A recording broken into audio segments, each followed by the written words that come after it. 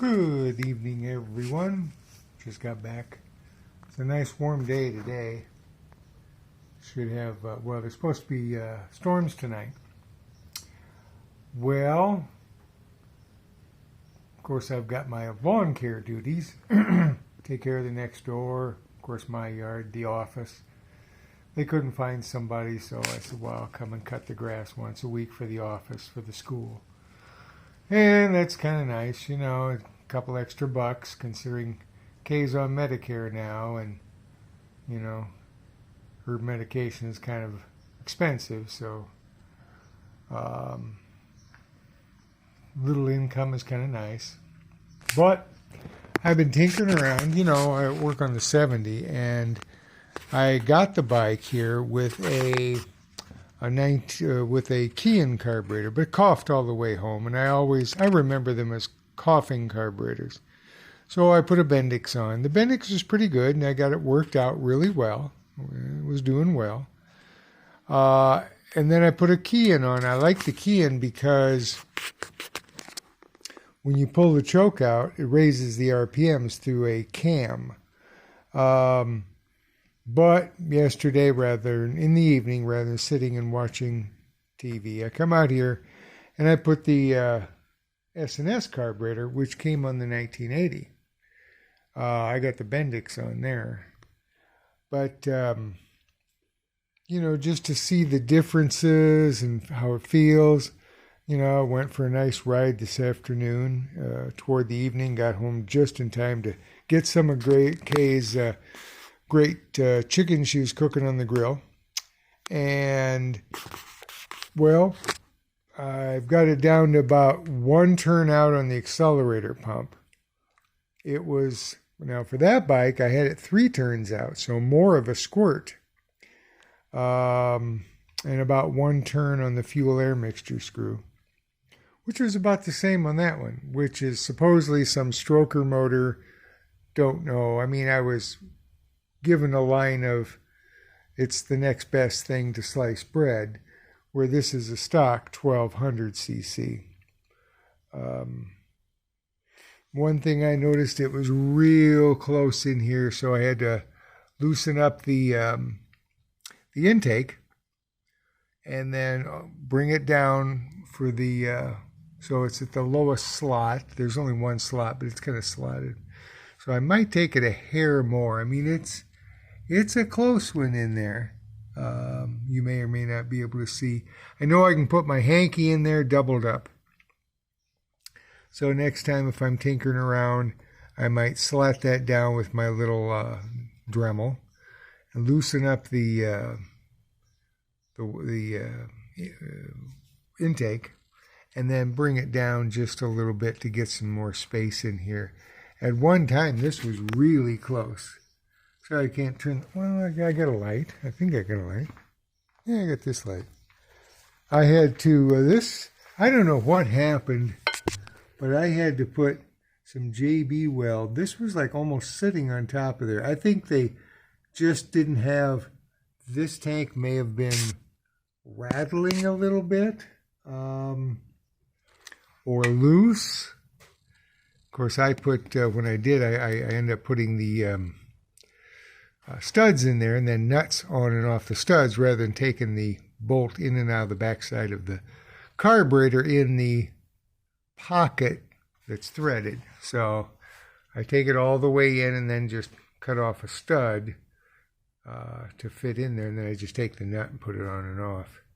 Seems better. It's just kind of like, you do the intake down here.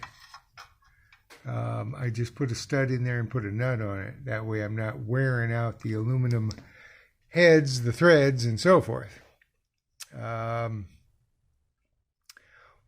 I can tell, with the Kean carburetor, it was usually 3 squirts, kick it through 3 times, full choke, and then a couple of times kicking, and it was okay. It would fire up, and it always fired up hot too. You just turn the ignition on and get her all the way down. She would fire right up. If I was stronger, I could probably do it with both hands.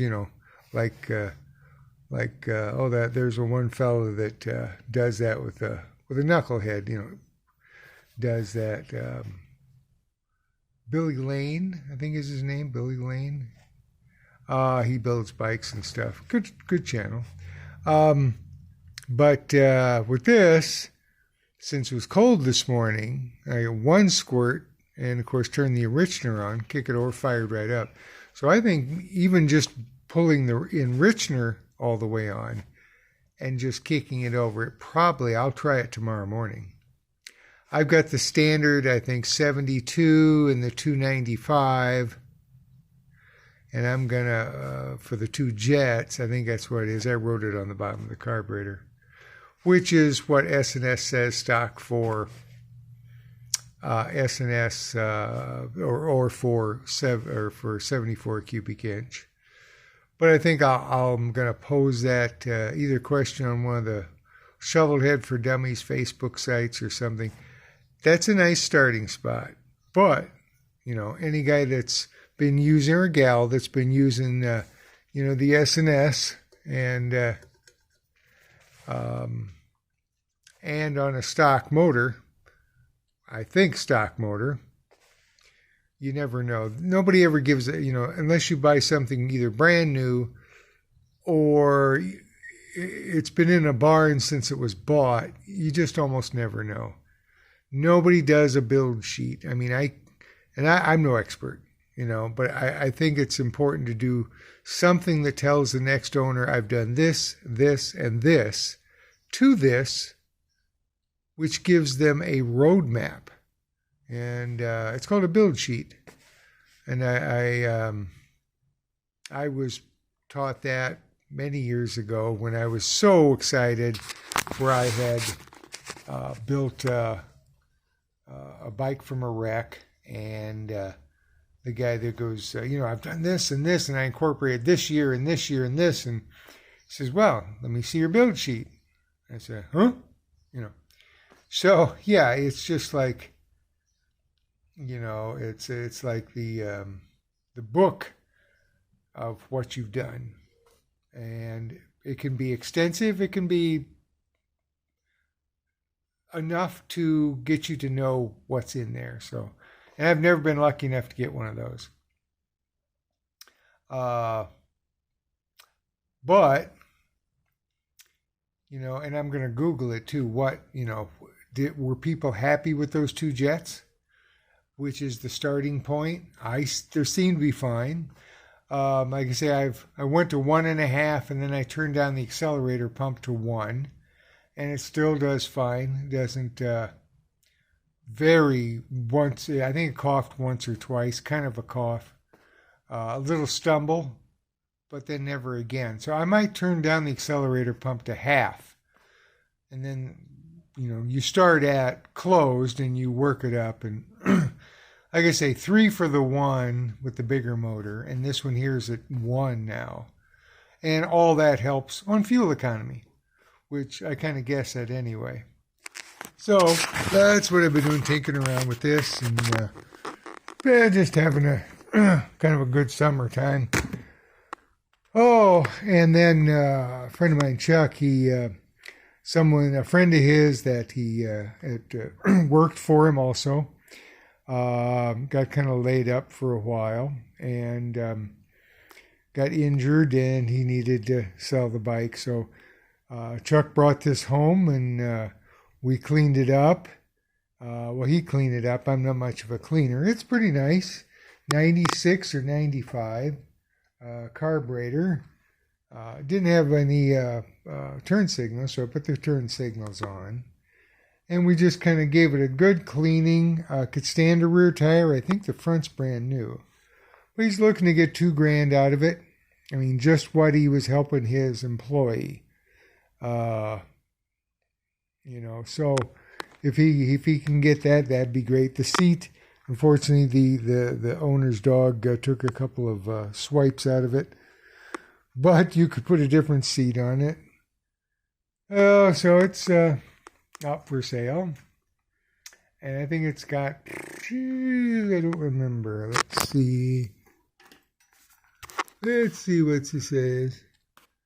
17,146.2 miles. So, I mean, I've rode around the block. It gets up and goes real well. Oh, I've been working on getting oil pump parts. So, and then this is one that someone left at my house when he bought another motor.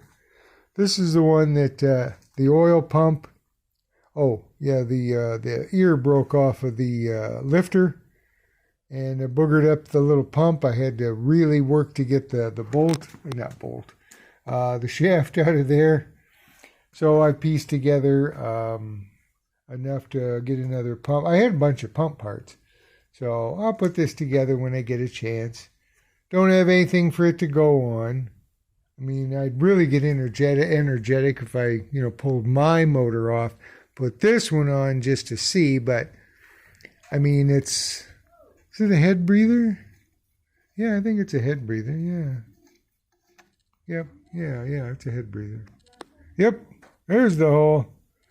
So it's 93 or older.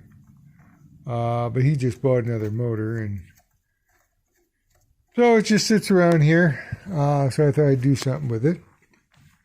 And then Mike's motor's coming along. He picked up some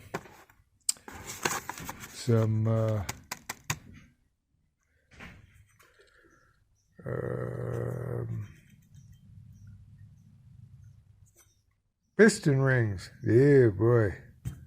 Tell you, stay young. I tell you, your mind goes. Some piston rings. I got piston rings, actual Harley ones too, right there. So if you're looking for a stock Evo piston ring replacement, that's what you'll be asking for.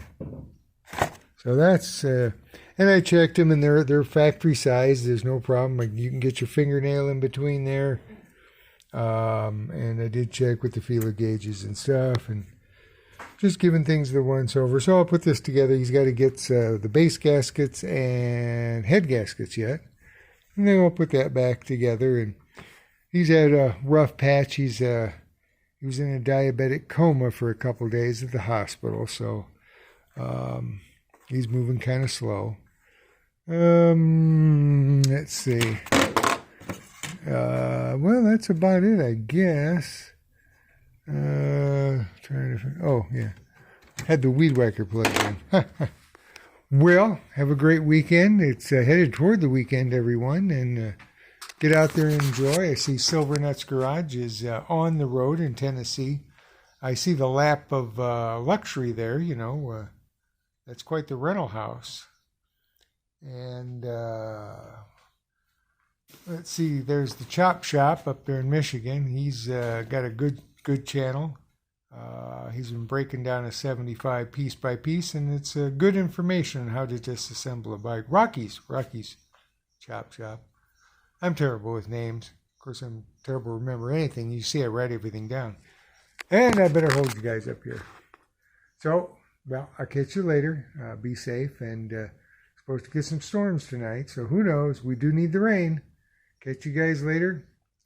And to my friends over in Thailand, be safe.